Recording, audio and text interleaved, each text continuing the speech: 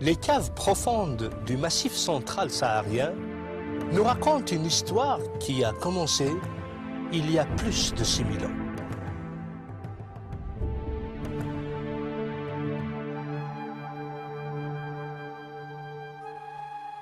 Une histoire de survie, de lutte contre les éléments, une histoire de découverte et de triomphe, de victoire et de déception. L'histoire d'un peuple qui a su capter l'essence de son identité, de la plier à volonté pour la protéger contre les menaces du temps. Un peuple, des tribus, une famille, les Berbères.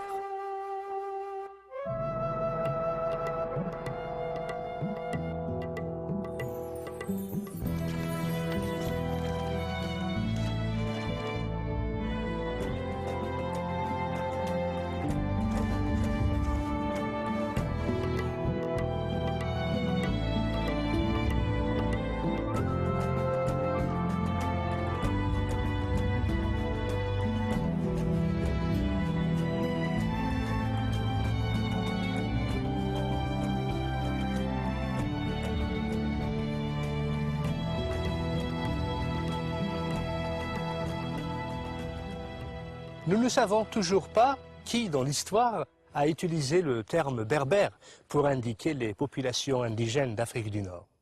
Peut-être les Grecs, en les désignant d'étrangers, ou encore les Romains, les appelant barbares.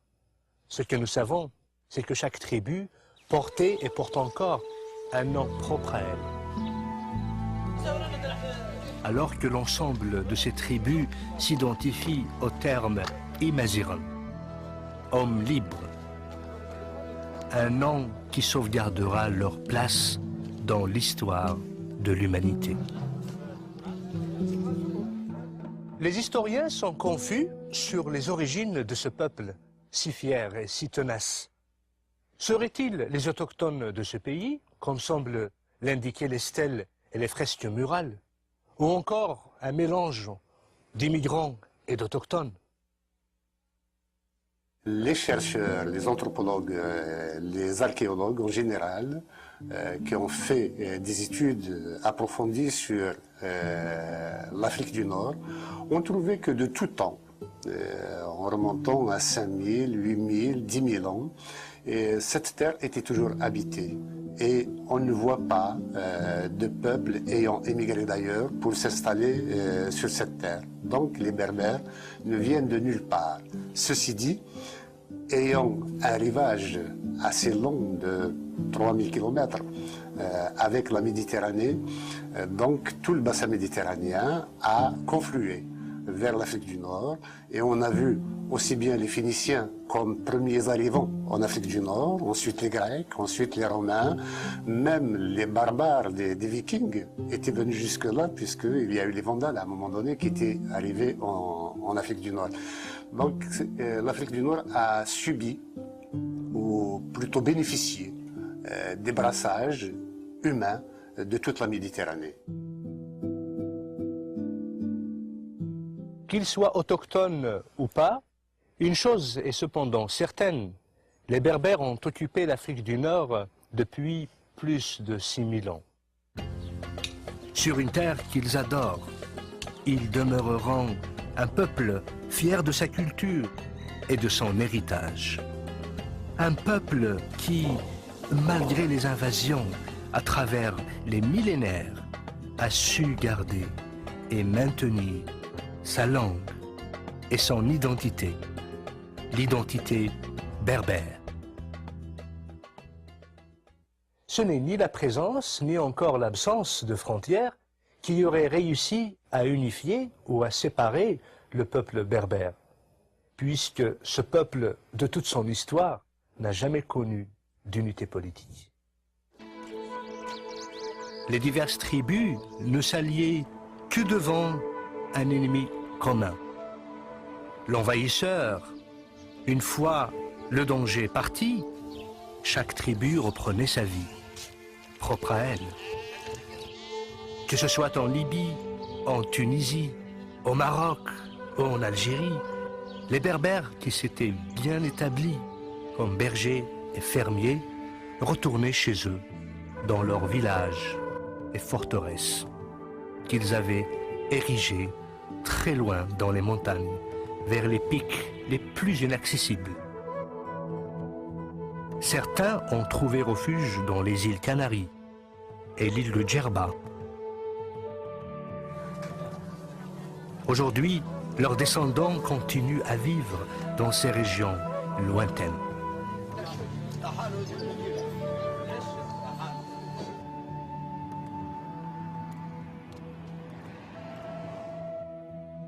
Dans les montagnes de l'Atlas et du Djurdjura, les Kabyles, les Mzab, les Chaouis.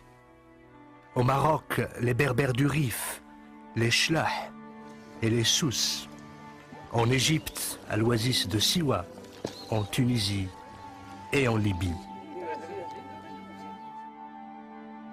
Les Berbères se sont dirigés aussi vers le sud du continent africain. Le Mali, le Niger, la Mauritanie, le Burkina Faso et le Sénégal. Toutes ces régions abritent les Touaregs, les Berbères du Sahara, les hommes bleus du désert.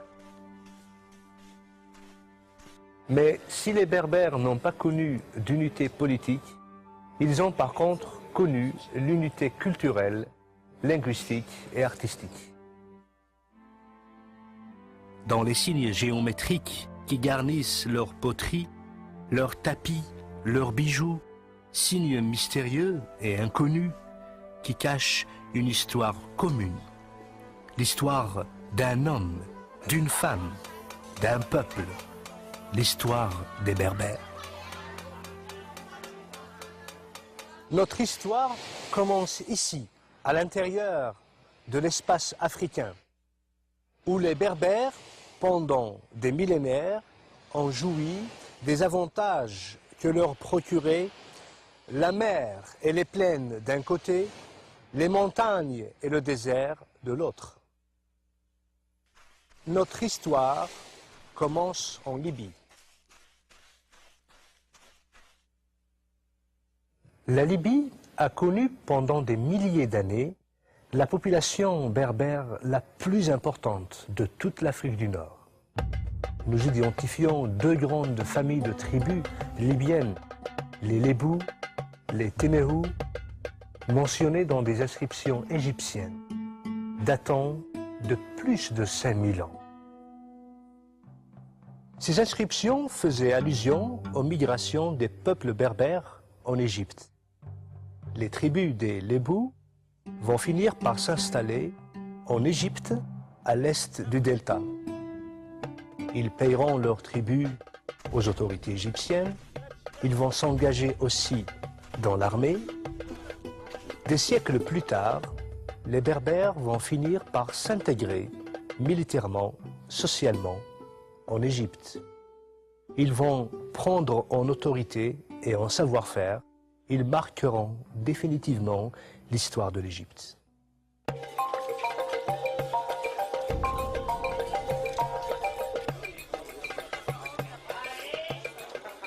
L'Égypte est aujourd'hui un pays cosmopolitain qui comprend une population urbaine et agricole.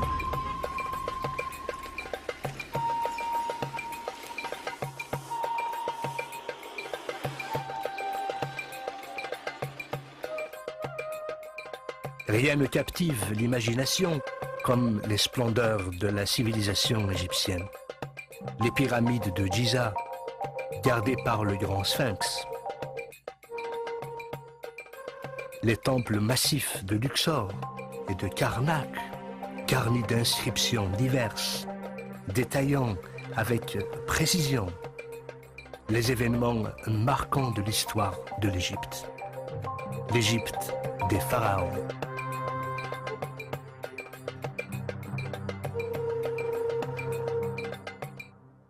C'est grâce aux documents égyptiens anciens que les ancêtres des Berbères, installés à l'ouest du delta, nous sont connus.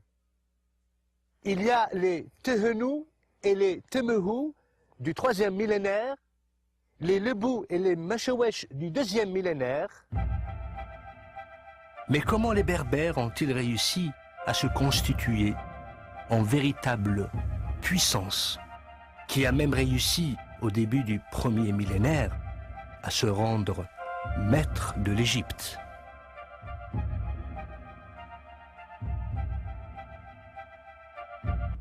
À la mort du pharaon Psusen II, l'Égypte était déjà en déclin. La corruption politique avait laissé le pays dans un état de désarroi.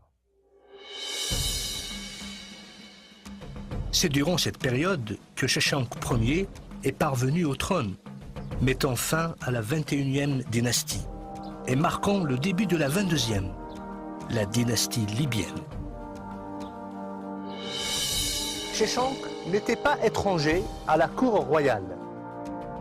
Général en chef des armées et conseiller personnel de Pharaon, il avait complètement gagné sa confiance. Il avait même épousé sa fille, Matka. De son beau-père Psusen II, Sheshanq avait hérité d'un royaume déjà affaibli. Mais Sheshanq n'était pas un homme à se laisser faire. Il a d'abord décidé de mettre les affaires du pays en ordre, en limitant l'influence des prêtres qui avaient abusé du pouvoir royal. Pour s'assurer de leur loyauté, il nomma son fils, Iyuput, comme grand prêtre d'Amon.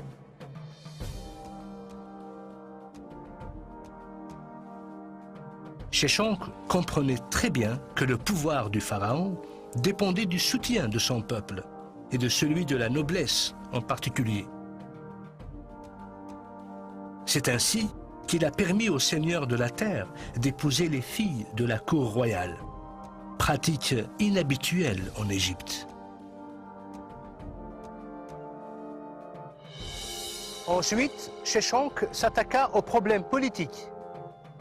Il réussit ainsi à mettre fin aux divisions qui rongeaient l'Égypte durant la 21e dynastie. Il réunit une Égypte divisée entre Thèbes au sud et Tani au nord et établit ses fils dans des positions importantes, ce qui lui a permis d'exercer un pouvoir total dans les régions sensibles du pays. Sheshanq réalisait que la foi du peuple dans le royaume ne pouvait être solidifiée qu'en ravivant la puissance et la gloire que l'Égypte avait connues jadis. Il a repris alors une politique d'expansion et mena en Palestine une campagne victorieuse qu'il a commémorée et célébrée en entreprenant un programme de construction ambitieux dans le temple d'Amon-Ré à Karnak. C'est ainsi que Sheshanq a su consolider son autorité à la base, marquant un nouvel âge de prospérité dans un pays qui agonisait. Finalement, Sheshanq a noué des liens commerciaux étroits avec la cité.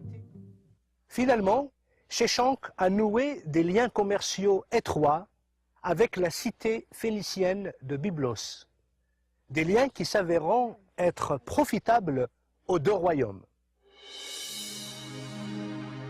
Sheshanq est mort en 924 avant Jésus-Christ, après un règne de 21 ans, laissant derrière lui un pays prospère. À ses funérailles, l'Égypte pleura la perte d'un de ses plus grands pharaons. Son fils, Osorkon, lui a succédé. Plusieurs autres rois ont honoré sa mémoire en adoptant son nom. On se souviendra toujours de Sheshanq comme étant le roi qui a aidé l'Égypte à retrouver sa gloire et sa stabilité.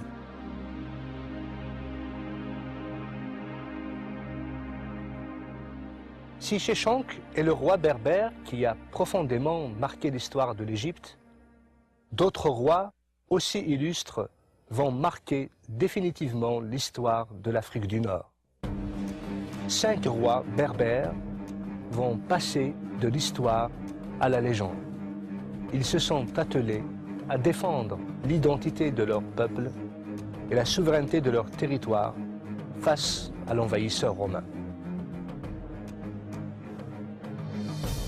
Massinissa, Jugurtha, Juba I, Juba II et Ptolémée, roi de Mauritanie, vont profondément marquer l'histoire de la Berbérie. 2 parmi eux se distingueront d'une manière particulière par leurs qualités exceptionnelles, par leur courage et leur probité. L'un d'eux s'est surpassé dans le combat et les conquêtes militaires. L'autre va se distinguer en promouvant la renaissance des arts et des lettres. Le premier est un homme de guerre, le second un homme de paix. Pourtant, ça sera l'œuvre du premier qui aura permis au second de propulser le royaume de Numidie vers l'apogée de sa gloire.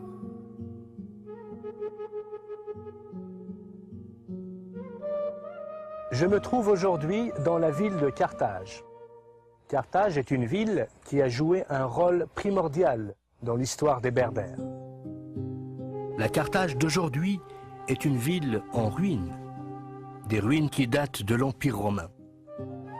Mais la vraie ville de Carthage, la Carthage phénicienne, est ensevelie sous les décombres romaines.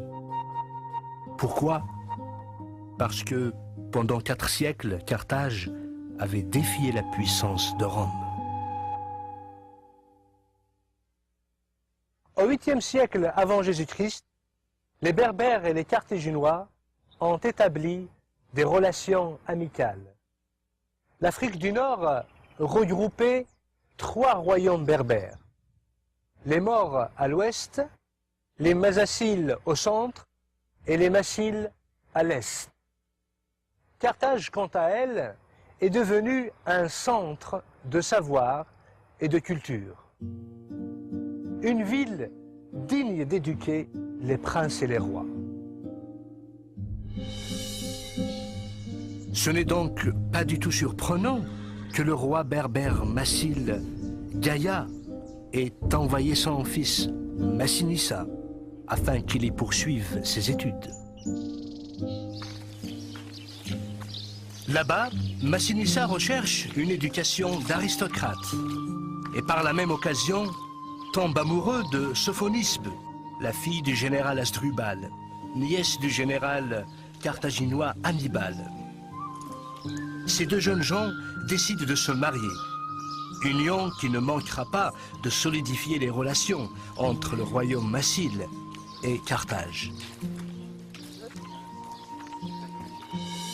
Malheureusement, un nouveau conflit éclate entre les Romains et les Carthaginois avant que le prince berbère et la princesse carthaginoise puissent célébrer leurs noces. À la demande du grand Hannibal, le roi berbère Gaïa envoie son fils Massinissa à la tête de l'armée massile prêter main forte aux Carthaginois en Espagne. Au combat, Massinissa reçoit une nouvelle tragique. Son père est décédé et son oncle a usurpé le trône. Massinissa ne tarde pas à réagir. Il débarque immédiatement dans le pays des morts, dont le souverain lui fournit une escorte de 4000 cavaliers. Coup de théâtre. L'oncle de Massinissa, à son tour, meurt. Son fils, Lacumasès, lui succède. Trop jeune pour le trône, son tuteur Mazétul va prendre à charge les affaires de l'État. Il va ainsi demander renfort à Syphax, le roi des Masaciles, ennemi juré de Gaïa. À la première bataille contre l'armée de Lacumasès, Massinissa est vainqueur. Il va accorder la grâce à Lacumasès.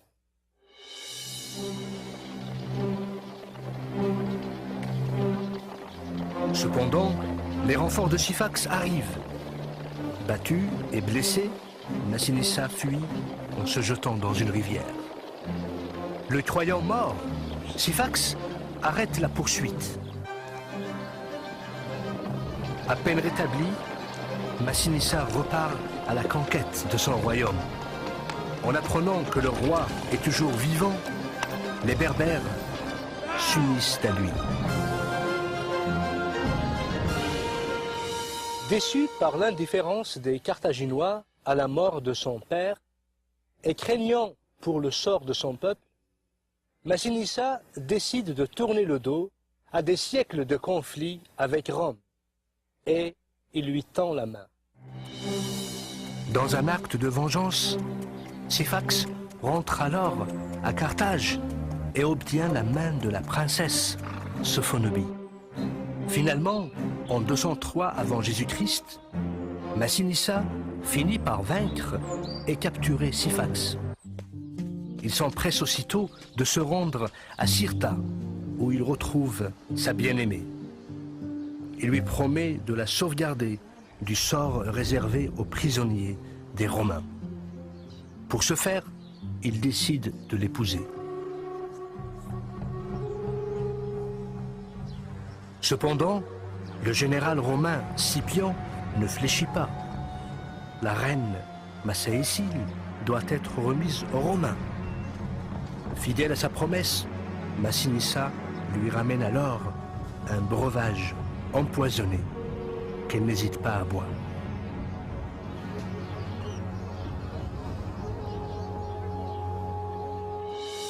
Le jour suivant, devant l'assemblée des troupes, Scipion décerne à Massinissa le titre de roi et lui remet la couronne et le sceptre. Durant les 53 années de son règne, Massinissa va s'occuper à organiser et à enrichir son royaume.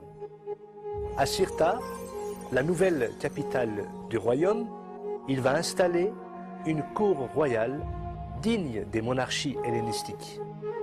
Cirta va devenir un centre prospère du royaume massile. Cependant, Massinissa ne va pas négliger le reste du pays. Il va développer l'agriculture. Avec sa stratégie et son savoir-faire, l'Afrique du Nord va devenir le grenier à blé de Rome. Il bâtira ensuite une puissante flotte marchande et militaire. La flotte marchande garantira une économie stable au pays. Celle militaire garantira la sécurité des frontières. L'œuvre de Massinissa est considérée grandiose. À sa mort, son royaume s'étend de l'Algérie jusqu'en Libye. En guise de reconnaissance, le peuple élèvera en sa mémoire un temple à Douga.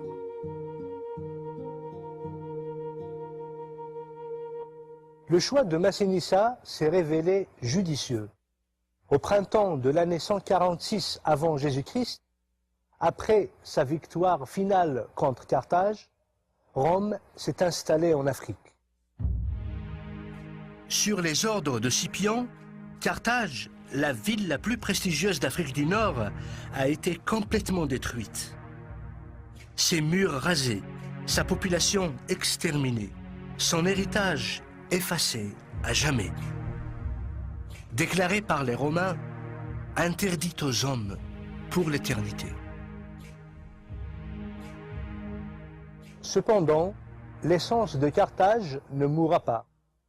C'est pourquoi les Romains ont décidé d'annexer les territoires qu'elle dominait.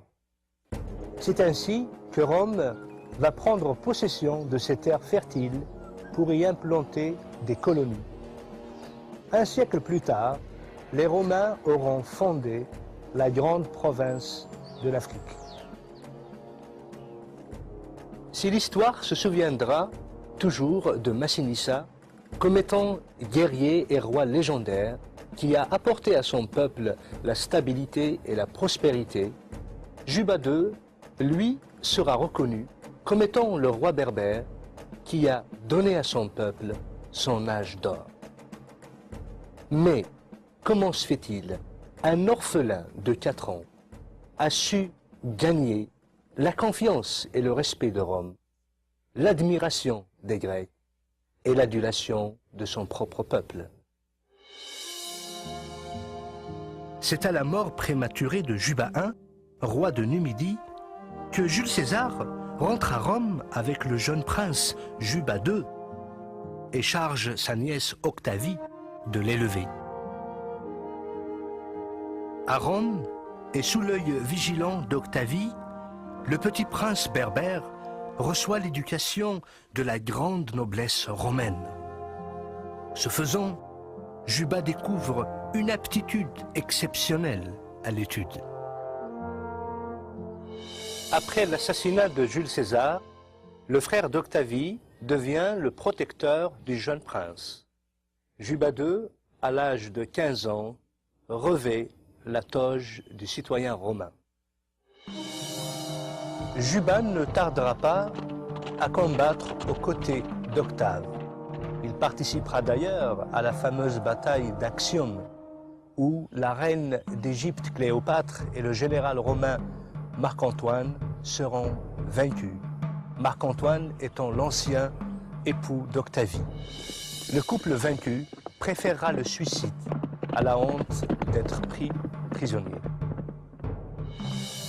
Désormais, seul maître de l'Empire et amplement conscient des difficultés que provoquerait pour Rome le maintien de l'Afrique du Nord sous son joug, mais aussi tellement confiant dans la loyauté et la fidélité de Juba II, Octave Auguste va concéder à Juba II le royaume de Mauritanie. Juba II, une fois installé sur le royaume de la Mauritanie et à la ville de Yol, la côte occidentale de l'Algérie actuelle, il rebaptisera cette ville du nom de Césarée, en hommage au nouveau César, Octave Auguste. Sous le règne de Juba, Césarée deviendra une superbe ville et une plaque tournante du commerce et de la culture méditerranéen. Juba II y bâtira aussi des jardins, des temples et des amphithéâtres.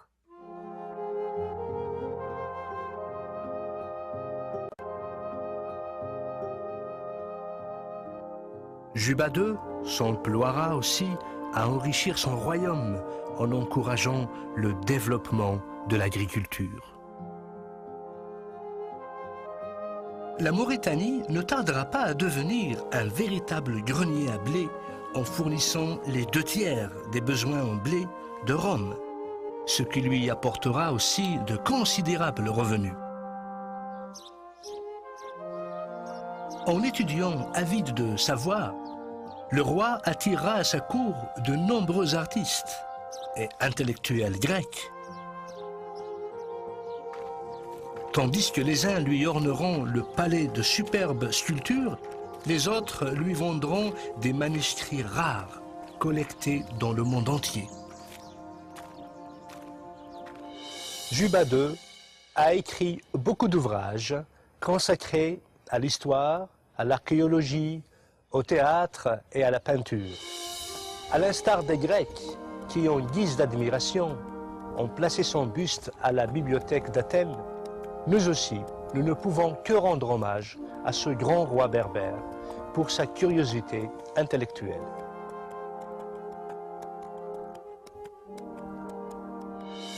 Destin fabuleux et admirable que celui de ce jeune prince berbère, prisonnier des Romains, qui a su plier sa destinée pour devenir l'un des rois les plus brillants de son époque. Juba II a su réunir et diffuser les composantes de la culture méditerranéenne. Il reste pour son peuple un sujet d'admiration et de respect. Juba II est l'exemple idéal de ce que la royauté a de mieux à offrir.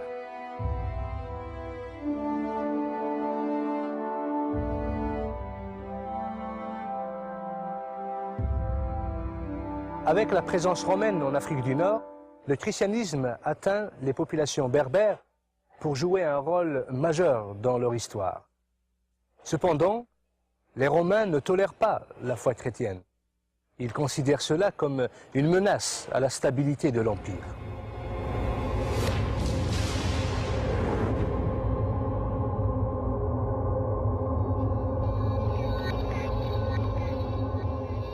La croyance en la foi chrétienne coûtait cher aux Berbères. Persécutés, torturés à mort, les Berbères comparaissaient quasiment tous les jours devant les tribunaux romains. Décapités, livrés dans les amphithéâtres aux bêtes féroces, brûlés, crucifiés. Malgré tout, les Berbères chrétiens sont restés fermes dans leur foi. La souffrance et la torture ont ouvert grand les portes à un réveil accompagné d'une grande détermination à tenir ferme.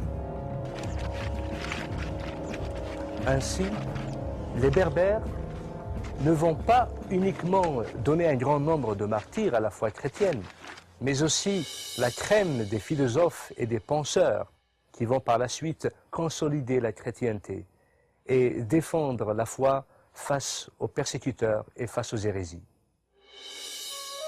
Tertullien, Saint Cyprien et Saint Augustin laisseront leur marque sur l'histoire du christianisme.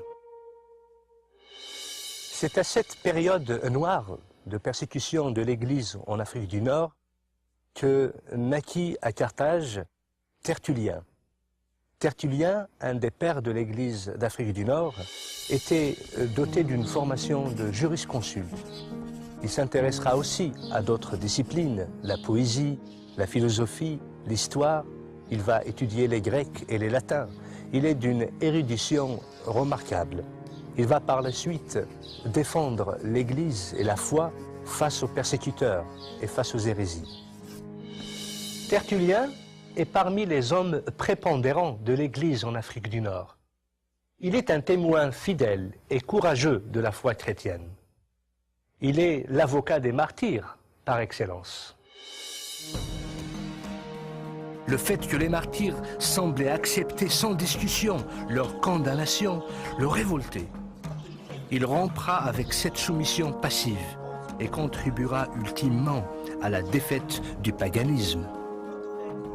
Tertullien se révoltera d'abord contre un paganisme d'État intolérant qui refusait le droit de citoyenneté aux chrétiens. Ensuite, contre une hiérarchie ecclésiastique qui faisait des concessions et se compromettait avec les puissances du siècle. Tertullien est considéré comme le fondateur de la théologie biblique. Il est parmi les pères de l'Église qui marqueront considérablement l'histoire de la chrétienté. Il est à la fois apologète, enseignant, moraliste et théologien. Tertullien est considéré aussi comme le champion de la défense de la chrétienté. À sa suite viendra Cyprien. Lui, il va s'atteler au sujet de l'unité de l'Église. Cyprien est issu d'une famille de la haute bourgeoisie carthaginoise. Enfant de païens, il défendait l'idolâtrie. Il jouissait aussi d'une fortune personnelle considérable. Après avoir complété son éducation, il devint un rhéteur et un maître éloquent, incontesté. Sa renommée grandit dans la cité carthaginoise. Il est aussi un avocat de métier. Cyprien de Carthage mena une vie de très haut niveau. Il aimait les luxes et les plaisirs de la vie. Il entretenait des relations d'amitié avec la plupart des notables de Carthage, avec lesquels il gardera fidélité pour longtemps. Ce rhéteur remarquable, très riche et mondain dans sa vie, ne finira pas d'étonner la haute société carthaginoise lorsqu'il se convertit au christianisme.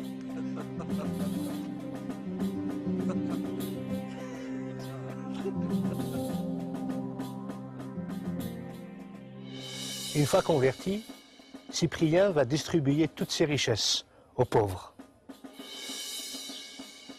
Dans un de ses traités, Saint Cyprien explique sa conversion. J'errais à l'aveugle dans les ténèbres de la nuit.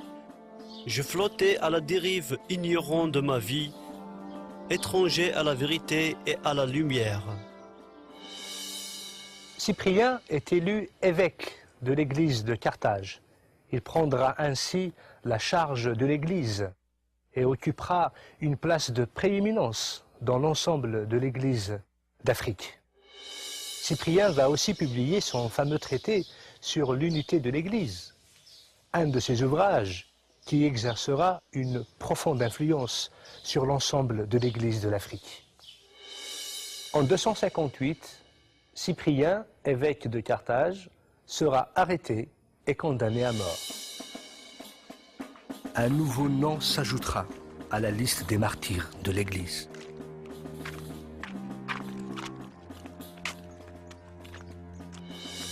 Lorsque Constantin devient empereur de Rome, il manifestera une attitude bienveillante envers l'Église.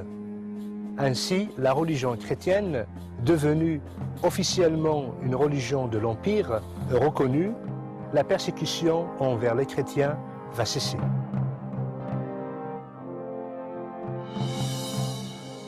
De toutes les figures éminentes de l'Église berbère, un homme se distinguera parmi tous les autres, Saint Augustin d'Hippone, le père de l'Église chrétienne par excellence.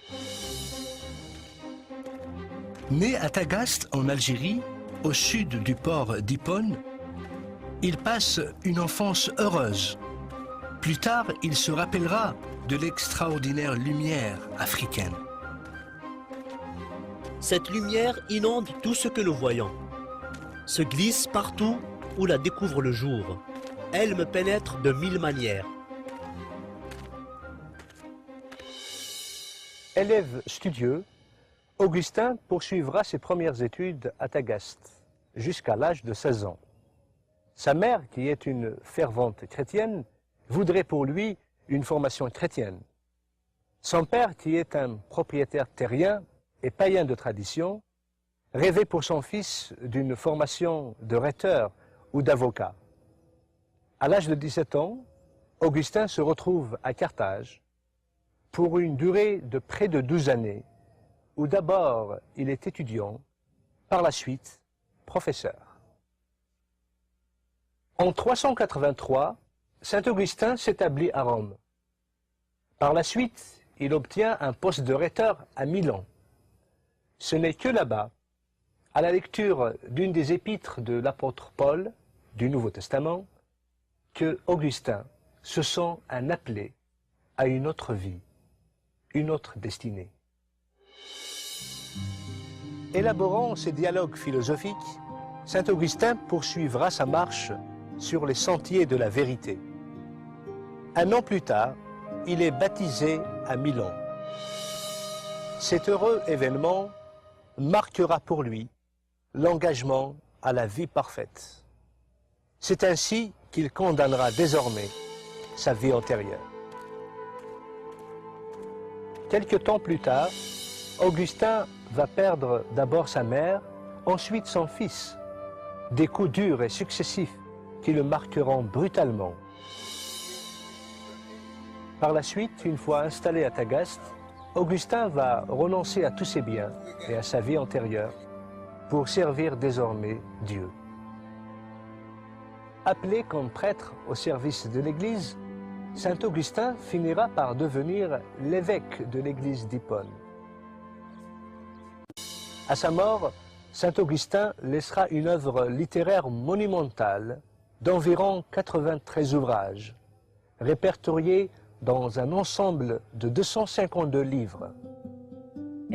La joie, c'est le fait que l'homme connaisse la vérité. Augustin a donné l'occasion à tous ceux d'Afrique du Nord de le réaliser. Il était en Algérie et ensuite il est allé à Carthage pour enseigner la rhétorique. Dans toutes les étapes de sa vie, il disait que la vérité est disponible pour tout le monde. Connaître le Seigneur, c'est cela la vérité que chacun doit rechercher. Ensuite, il dit quelque chose de très important, le fait que le bonheur est de vivre en harmonie avec ce qui relève de son être intérieur. Où se trouve la sagesse? La sagesse est à l'intérieur de soi. La sagesse se trouve dans l'être profond intérieur. L'homme doit rechercher la vérité à l'intérieur de lui-même et non pas à l'extérieur. Saint Augustin a sans doute été l'un des plus illustres représentants de la chrétienté dans l'Antiquité. C'est lui qui, de toutes les églises du monde antique, a haussé l'église d'Afrique au premier rang, malgré toutes ses misères. On ne connaît guère d'exemple d'un homme aussi prodigieux qui aurait possédé tant de qualités d'esprit et de cœur, une capacité de travail prodigieuse, une telle souveraineté dans le service, dans le ministère. Saint Augustin aura marqué de son empreinte l'histoire de l'Église. Son rôle était de combattre le doute chez les hommes. Il voulait leur dire que la vérité existe. Contrairement à ce que disaient les néoplatoniciens qui pensaient que ce ne servait à rien de connaître la vérité et que personne ne pourra la découvrir. Lui, il va donner l'opportunité et l'espoir que les hommes pourront trouver la vérité s'ils la cherchent avec persévérance.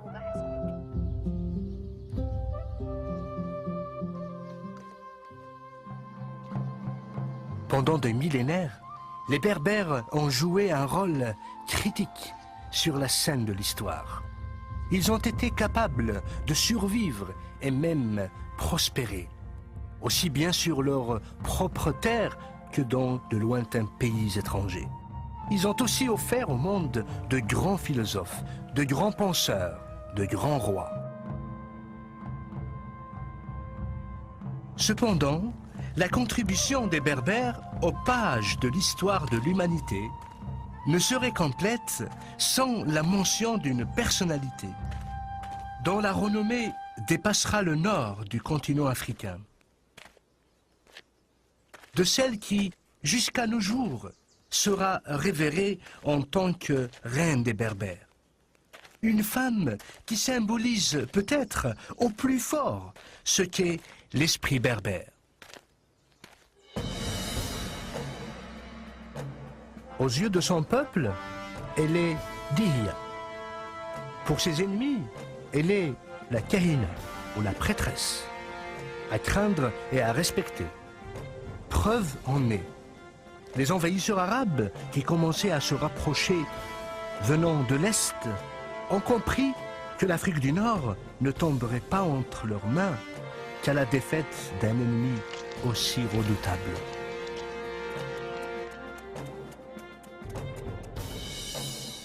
Au début du 7e siècle, le roi Tabet a régné sur la tribu des Ijarawen à l'est de l'Algérie, dans les montagnes des Aurès. Sous son règne, le royaume a connu la paix et la prospérité. Le peuple attend avec impatience la naissance de l'héritier du trône. Un vœu qui sera bientôt exaucé. Malheureusement, l'apparition d'une nouvelle vie en cause la perte d'une autre. La reine vient de mourir en accouchant. Le roi apprend qu'il est le père d'une petite fille, mais qu'il a aussi perdu sa bien-aimée.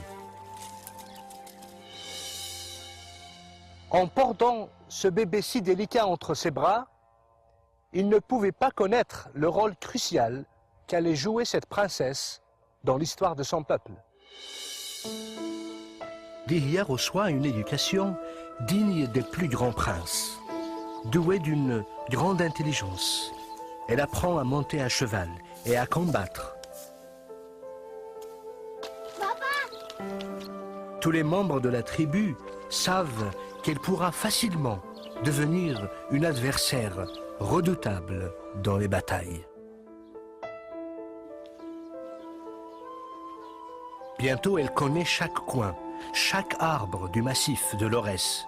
une qualité qui lui sera très utile lorsqu'elle sera devenue une guerrière redoutée.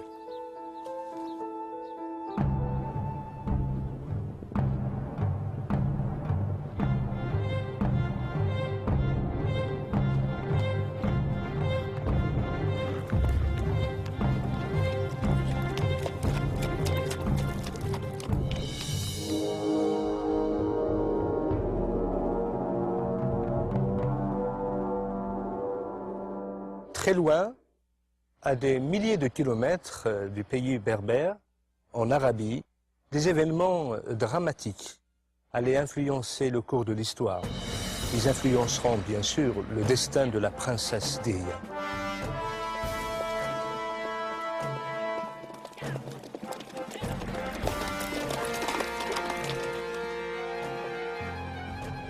Avec l'apparition de l'islam, les Arabes commencent la conquête de l'Ouest. Vers la fin du 7e siècle, les premiers guerriers arabes arrivent en Afrique du Nord. L'Égypte d'abord tombe entre leurs mains, puis la Libye, suivie de la Tunisie.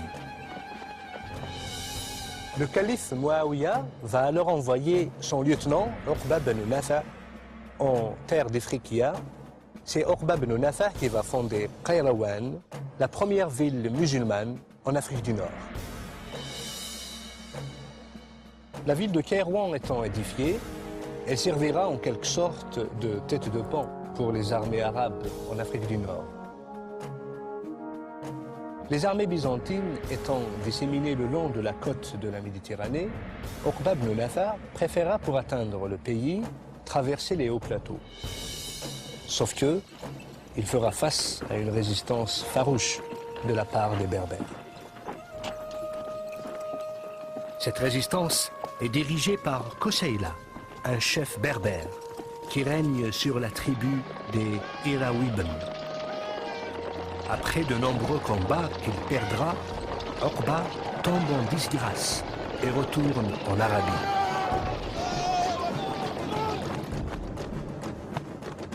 Lorsqu'un nouveau calife s'empare du pouvoir, il envoie Uqba de nouveau à la tête d'une puissante armée pour conquérir le continent africain. Cette fois-ci, Uqba est mu par un désir de vengeance personnelle. Il est un homme à ne pas se laisser battre. Sentant la menace s'approcher, Koseila va demander de l'aide aux tribus des Ijarawan. Tabet arrive à la tête de l'armée, accompagné de la princesse Dihya. Le choc a eu lieu à Tehouda et la chute de Qayrawan prouvera une victoire glorieuse pour les Berbères.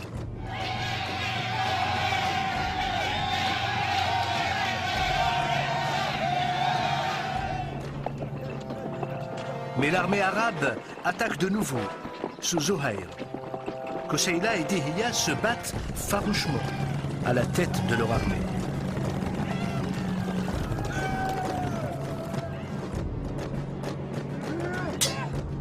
Malheureusement, cette bataille coûte cher. Elle y réclamera la vie de Koseila.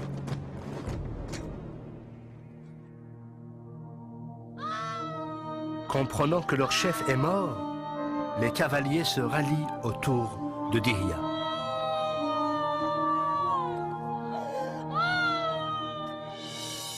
Quelques années plus tard, de nouveaux guerriers arabes vont pénétrer l'Afrique du Nord. Cette nouvelle armée sera conduite par le guerrier Hassan ibn Norman.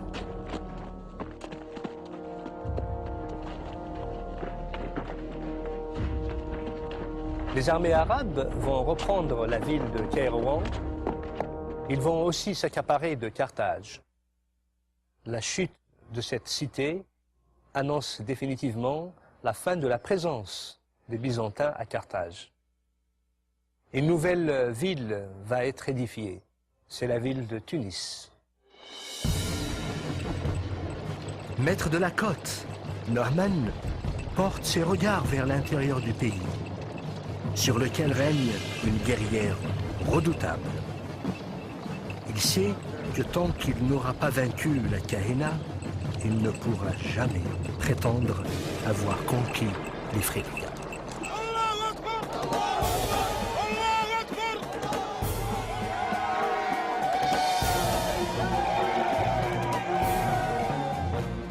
Il se dirige donc avec son armée vers l'Aurès. Mais en chemin, la Kahina le rejoint à la tête d'une grande armée, dans laquelle se distinguent des femmes guerrières, les Amazones berbères. Les deux armées se rencontrent. Les Arabes avaient sous-estimé la force et l'ordre de l'armée de la Kahina. Après une bataille vicieuse, les guerriers arabes sont obligés de se replier. L'armée de la Kahina les poursuit. Dihya s'installe alors dans un amphithéâtre qu'elle transforme en forteresse.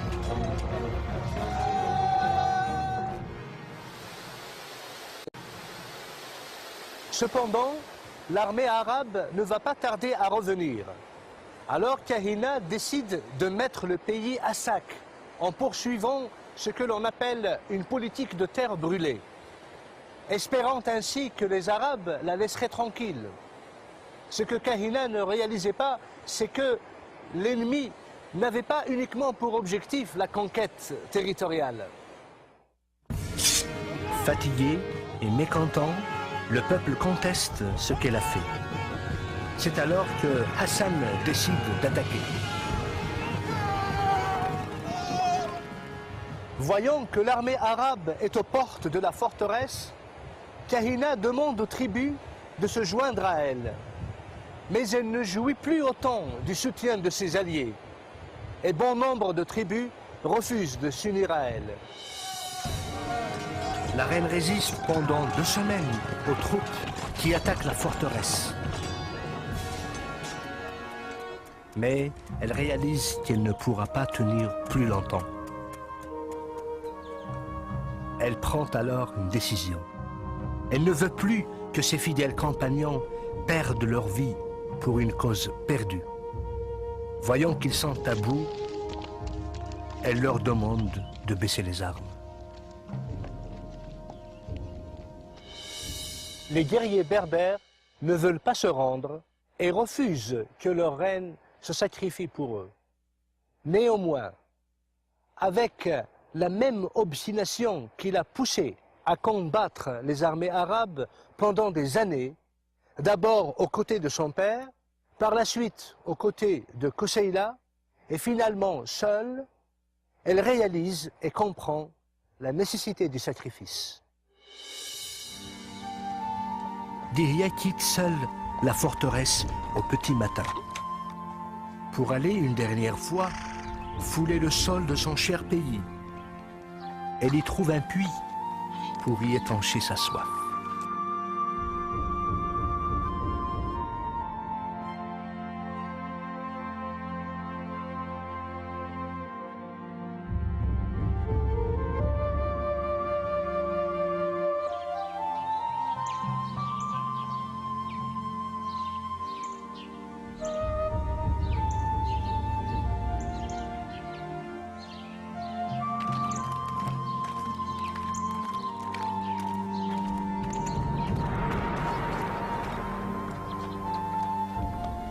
C'est là-bas que Hassan la retrouve. La Kahina, reine des Berbères, qu'il avait combattue plus farouchement que n'importe lequel de ses adversaires.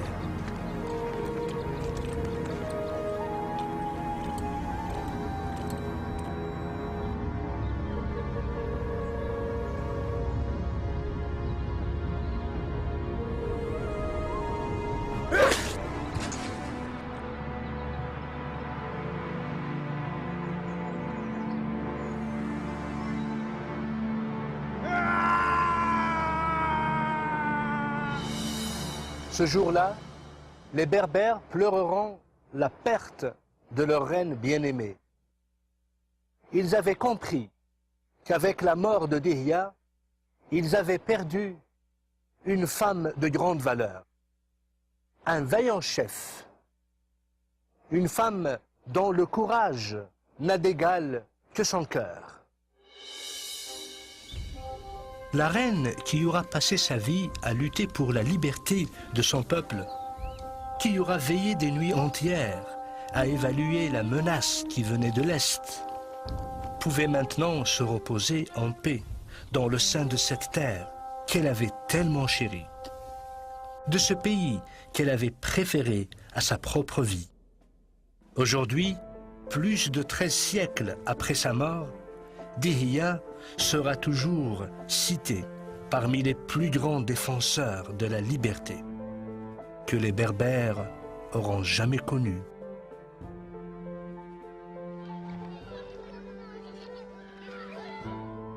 Malgré la victoire finale des Arabes, l'héritage de Dihya demeure vivant jusqu'à nos jours.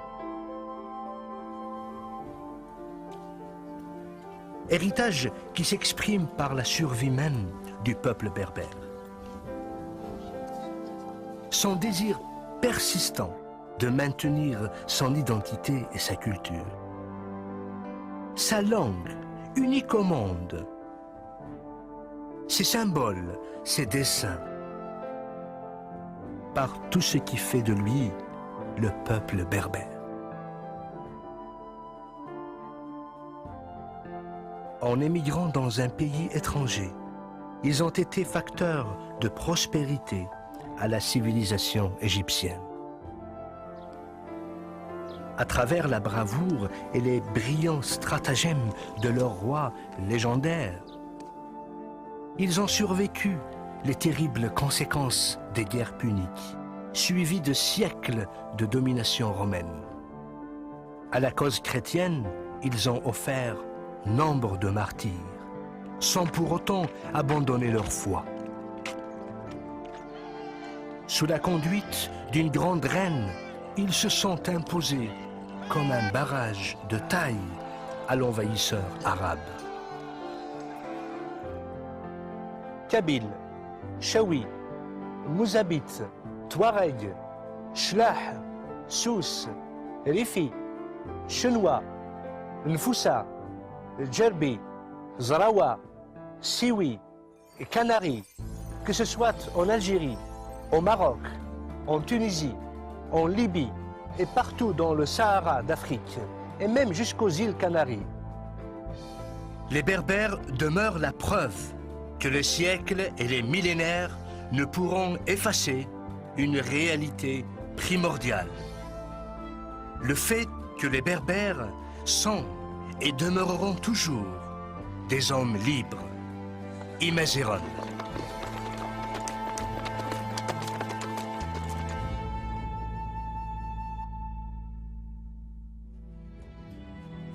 Si vous avez aimé ce programme et de tels programmes et que vous voulez les voir par la suite, si vous avez des questions ou des commentaires à faire, écrivez-nous sur ce site que vous voyez sur votre petit écran et nous aurons le plaisir vraiment de vous répondre et de vous aider.